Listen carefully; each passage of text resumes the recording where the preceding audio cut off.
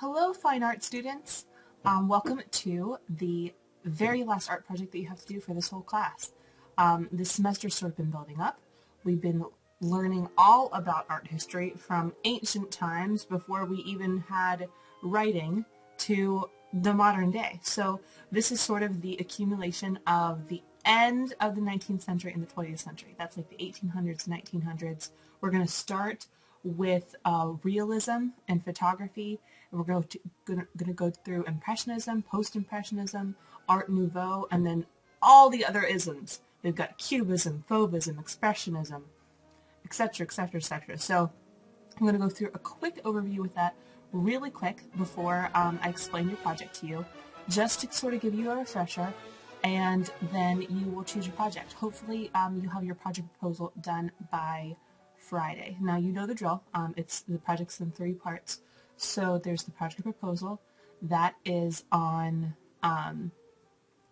Sapphire. Then you actually complete the project and you upload the photo into the Dropbox, and then you complete a self-reflection after you upload the project. So altogether it's worth 30 points, and that's a big chunk of your grade. Those of you that are missing projects right now, please make sure that you get them in as soon as possible. If you have any questions, I have office hours every single day. But I'm available for that. You can still make up your work. I want you to succeed in my class. You just need to contact me and show me some effort in trying to get that done. So without further ado, let's talk about, I've got my presentation up here. Without further ado, let's talk about what we learned since the last art project. So this in the online school, you're going to be in Course B, and we are starting with Unit 3, from Realism to Post-Impressionism. So that started off with the invention of photography. We talked about daguerreotypes, we talked about early photography, we talked about the chemistry that was involved in that. Then we talked about realism. That was taking a subject and describing it or capturing it in the most realistic way possible, almost photorealistic. And that sort of developed because of photography. So photography happened, and then artists realized, hey, we can use photographs to really capture what we want to do. There was a couple different paintings involving that. One in particular is the Gleaners. I'm just doing this from memory.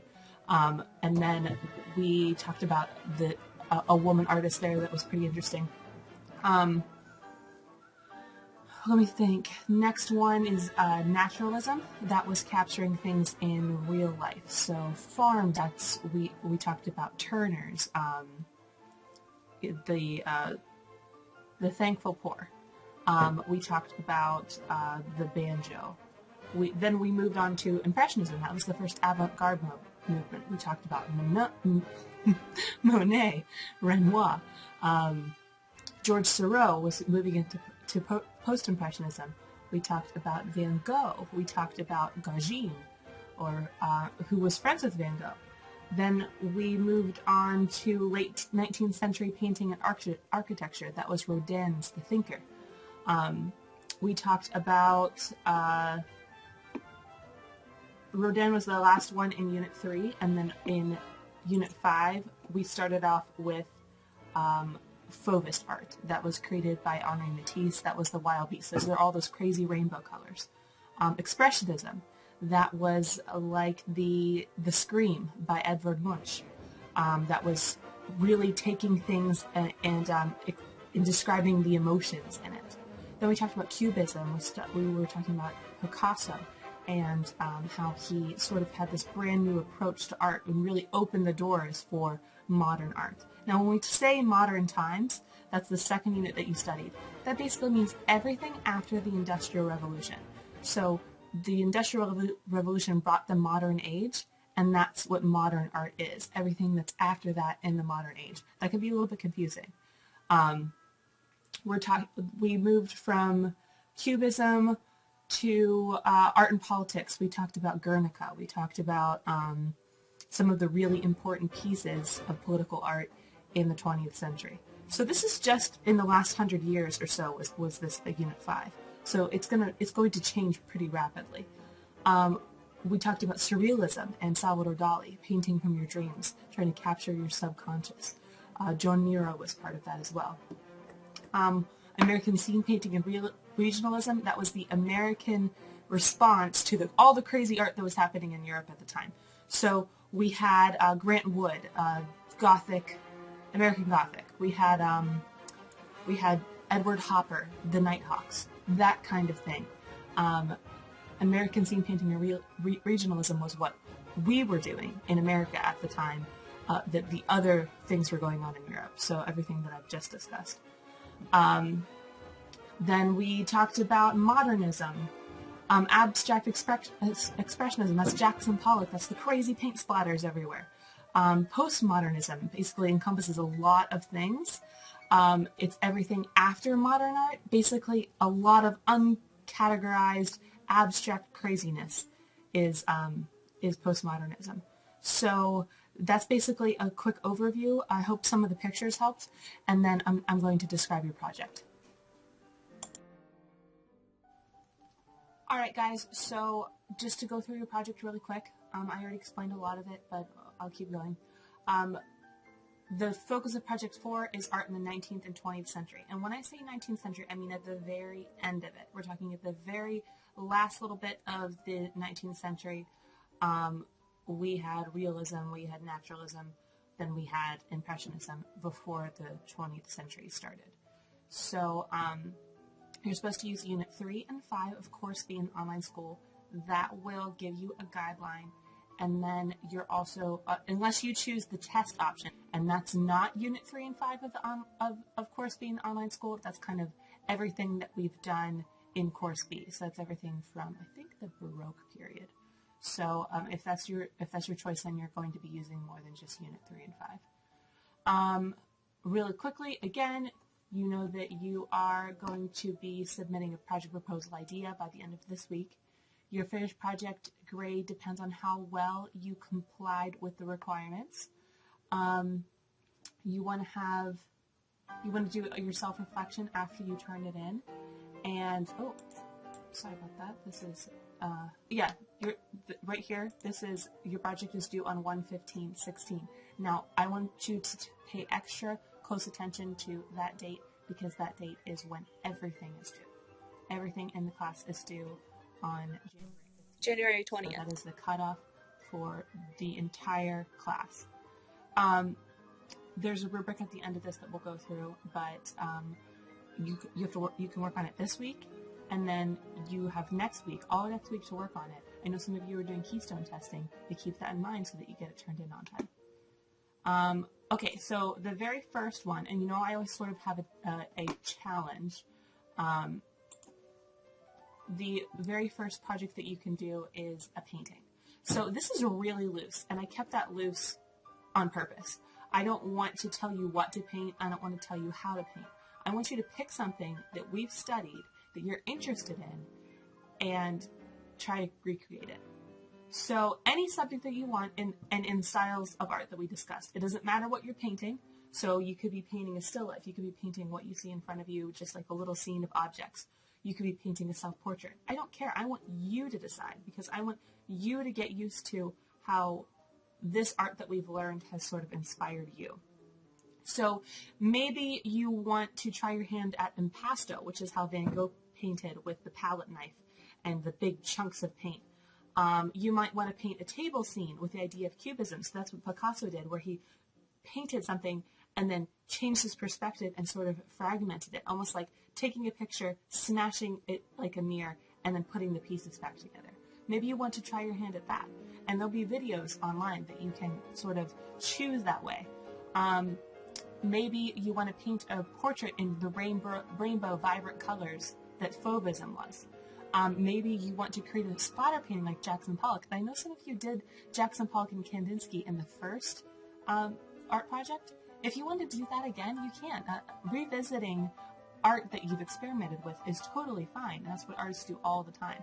So if that's what you want to do, I encourage you to try to do that. The second one is architecture. So I know we had a writing assignment where we kind of designed, you kind of envisioned what you would do, a room that you do in your house if money was no object. I want you to kind of do that again. So design a building from one of the architectural movements that we discussed. So kind of like draw a little sketch, do a little plan. Do you like the Bauhaus with simple lines and minimalistic designs? Do you want to design a building with naturalistic elements like Frank Lloyd Wright? Or do you prefer the extravagant look of buildings like the Empire State Building that were created in the 1920s in Art Nouveau or Art Deco style? So, I mean, you really just decide what you like. Art Deco is kind of like that Great Gatsby, simple lines, but it looks elegant. If you like that, then try to design a building with that. That's amazing. Try to design a building for a specific purpose. So just don't draw me a building. Tell me this is a library, this is a home, this is a museum. Give it a purpose, and then try to make your architecture reflect that purpose. So you might have to do some independent research for that one, kind of look at the style that you're interested in, and then go from there. Again, always we have a photography challenge. So I liked this so much last time, and you guys turned in some really cool ones that I decided to keep it again. So recreate a masterpiece that we studied in photographic form.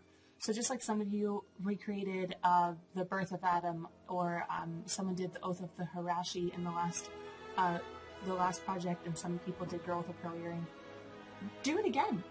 Do the Potato Eaters by Vincent van Gogh. That's a bunch of people in a dark room. You know, you could get like your family member eating dinner. That would be hilarious. Man with a Guitar from Picasso's Blue Period. We discussed that when we talked about art critique. You know, get a guitar, try to recreate that scene with similar colors. That would be so cool.